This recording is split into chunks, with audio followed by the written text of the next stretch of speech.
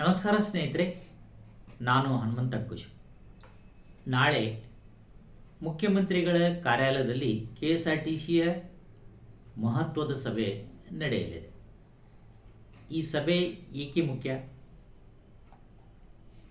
38 ತಿಂಗಳ ಬಾಕಿ ಬರಬೇಕಾಗಿದೆ ಮತ್ತು 1/1/2024ರಿಂದ 25% ವೇತನ ಹೆಚ್ಚಳ ಆಗಬೇಕಾಗಿದೆ.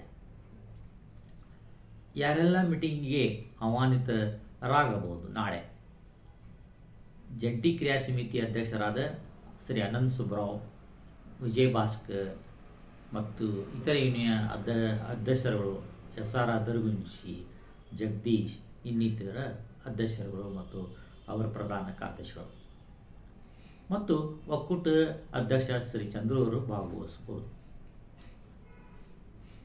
ಮತ್ತು ಎಲ್ಲ ನಿಗಮಗಳ MD ಮತ್ತು ಸಾರಿಗೆ ಅಧ್ಯಕ್ಷರು ಮತ್ತು ಚೀಫ್ ಮಿನಿಸ್ಟರ್ ಆಫೀಸ್ ತಂಡ ಭಾಗವಹಿಸಬಹುದು. ಜಂಟಿ ಕ್ರಿಯಾ ಸಮಿತಿಯ ಒತ್ತಾಯದ ಬೇಡಿಕೆಗಳನ್ನು ಅವ್ರದ್ದು ಈಗಾಗಲೇ ನಿಮಗೆ ಎಲ್ಲರಿಗೂ ಗೊತ್ತು. ಆದರೂ ಕೂಡ 38 ತಿಂಗಳ ವೇತನ ಬಾಕಿ ಬರಬೇಕಾಗಿದೆ ಮತ್ತು 1/1/2024ರಿಂದ 25% ವೇತನ ಹೆಚ್ಚಳ ಕೇಳಿದ್ದಾರೆ ಮತ್ತು 4 ವರ್ಷದ ಒಪ್ಪಂದದ ನಿಯಮ ಜಾರಿಗೆ.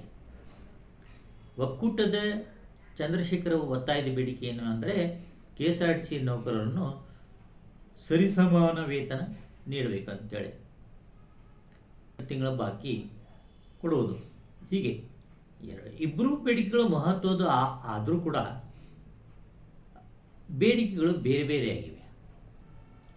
ಎರಡು ಯೂನಿಯನ್ಗಳ ನಡುವಿನ ಭೇದ ಸರ್ಕಾರಕ್ಕೆ ಗೊತ್ತಾಗಿದೆ. ಆಯಿತಾ, ಒಟ್ಟಾಗಿ ಕುರ್ದೆ ಇವರು ಬೇರೆ ಬೇರೆ ಆಗಿರೋದ್ರಿಂದ ಸರ್ಕಾರ ಒಬ್ಬರನ್ನು ಭೇಟಿ ಮಾಡುವ ವ್ಯವಸ್ಥೆ ಮಾಡ್ತಾ ಇದೆ. ಬಸ್ ನಿಲ್ಲಿಸುವಂಥ ಬಲವಾದ ಹೋರಾಟ ಮಾಡಲು ಆಗಲು ಸಾಧ್ಯವಿಲ್ಲ.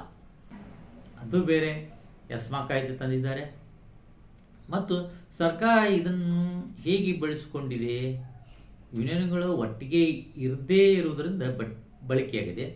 ಸುಮಾರು 2 ವರ್ಷ ಆಯ್ತು. ಈಗ ಸರ್ಕಾರ ಸುಲಭವಾಗಿ ಮೀಟಿಂಗ್ ಮಾಡಿ ಶೂನ್ಯ ತೋರಿಸುತ್ತದೆ. ಕಾರಣ ಇಷ್ಟೇ, ಇವರಲ್ಲಿ ಒಗ್ಗಟ್ಟಿಲ್ಲದ ಕಾರಣ. ಯಡಿಯೂರಪ್ಪ ಕಾಲದ 15 ದಿನಗಳ ಮುಷ್ಕರ ಮರುಸ್ಮರಣೆ ಮಾಡ್ಕೋಬೇಕು. 15 ದಿನ ಸ್ಟ್ರೈಕ್ ಮಾಡಿದರು. ಚಂದ್ರಶೇಖರ್ ಅವರು 10 ಬೇಡಿಕೆಗಳನ್ನು ನೀಡಿದರು, 9 ಬೇಡಿಕೆಗಳನ್ನು ತೆಗೆದುಕೊಂಡರು. ಆದರೆ ಮೇನ್ ಒಂದು ಬೇಡಿಕೆ ಸರ್ಕಾರಿ ನೌಕರ ತಗೊಳ್ಳೇ ಇಲ್ಲ ಮತ್ತು ಕಾಂಗ್ರೆಸ್ ಚುನಾವಣಾ ಪ್ರಣಾಳಿಕೆಯಲ್ಲೂ ಆ ಭರವಸೆಯನ್ನು ಇವರಿಗೆ ನೀಡಿದರು. ಆದರೆ ಕಾಂಗ್ರೆಸ್ ಸರ್ಕಾರ ಇದನ್ನು ಮಾಡಲಿಲ್ಲ. ಈಗಿನ ಪರಿಸ್ಥಿತಿ ನೋಡಿದರೆ ಸಭೆಗಳನ್ನು ಮಾಡಿದರೂ ಯಾವುದೇ ಅಂತಿಮ ನಿರ್ಧಾರ ಇಲ್ಲ. ಚಂದ್ರು ಬಳಗ ಪದೇ ಪದೇ ಸರಿಸಮಾನ ಅಂತ ಹೇಳ್ತಾರೆ. ಈಗ ಇರಲಿ, ನಾಳೆ ಸಭೆ ಫಲಿತಾಂಶ ಏನಾಗುವುದು? ಅಕಸ್ಮಾತ್ ನಾಳೆ ಮೀಟಿಂಗ್ ಜರುಗಿದ್ದೇ ಆದರೆ ಏನಾದರೂ ಒಂದು ಫಲಿತಾಂಶ ಬರ್ಬೋದು ಅಂತ ನನ್ನ ಆಸೆ.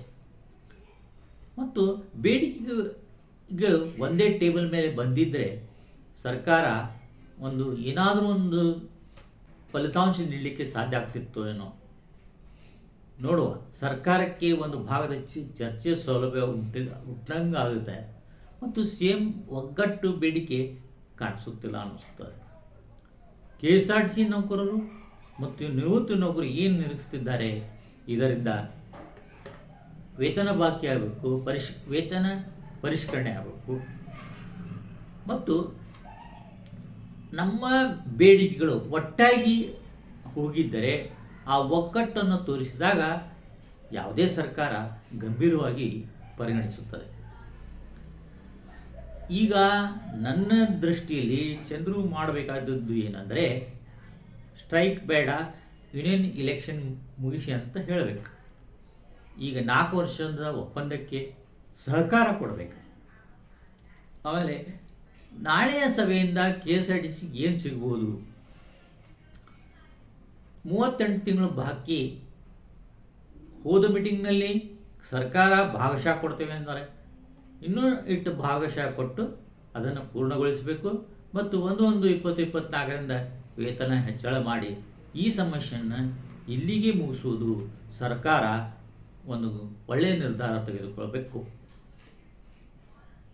ನಾನು ಸರ್ಕಾರಕ್ಕೆ ಕಳಕಳಿಯ ಮನವಿ ಮಾಡಿಕೊಳ್ಳೋದಂದರೆ ಈ ಸಮಸ್ಯೆಯನ್ನು ಮತ್ತಷ್ಟು ತಗೊಂಡು ಹೋಗೋದಕ್ಕೆ ಮುಂಚೆ ಒಂದು ಸೌಹಾರ್ದಯುತವಾಗಿ ಸಾರಿಗೆ ನೌಕರರು ಅಗತ್ಯವಾದ ಬೇಡಿಕೆಯನ್ನು ಪೂರೈಸಬೇಕಂತ ನಾನು ಸರ್ಕಾರಕ್ಕೆ ಕೇಳ್ಕೊತೇನೆ. ಸ್ನೇಹಿತರೆ, ಒಗ್ಗಟ್ಟಿಲ್ಲದೆ ಬೇಡಿಕೆ ಸಾಧನೆ ಆಗೋದಿಲ್ಲ. ನಾಳೆ ಯೂನಿಯನ್ ಹೋಗಲಿ, ಅವರ ಬೇಡಿಕೆ ಸಾಮಾನ್ಯವಾಗಿರಲಿ, ನಮ್ಮ ಭವಿಷ್ಯ, ನಮ್ಮ ಮಕ್ಕಳ ಭವಿಷ್ಯ, ನಮ್ಮ ನಿವೃತ್ತಿ ಇವೆರಡೂ ಗಂಭೀರ ವಿಷಯಗಳು. ಕಾದು ನೋಡುವ.